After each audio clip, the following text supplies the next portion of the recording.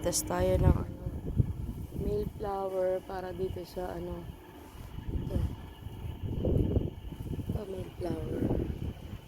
Pitasin natin para dito sa female flower natin.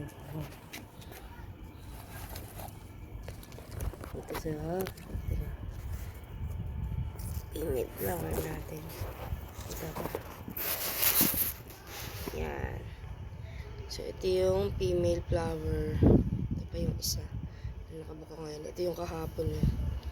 Tanggal ko yung tanggal ko yung bulaklak. So, ito yung female flower. Gagawin natin itong male.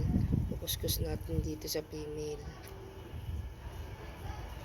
Para tumuloy siya.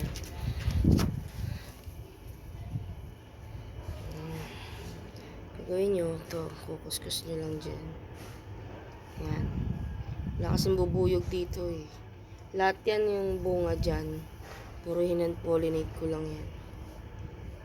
Yan. Kuskus nyo yung male flower dyan. Para yung pollen ng lalaki pumunta dito sa babae. Yan. Yan lang.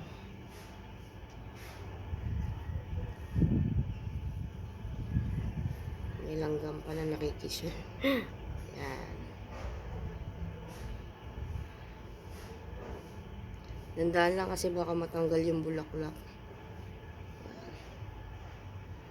Yan. Ano. Ito. Yan. Natanggal. Makikita niya medyo orange-orange na yung flower niya. Ayaw nag-focus. Yan. Ganun lang po. Thank you.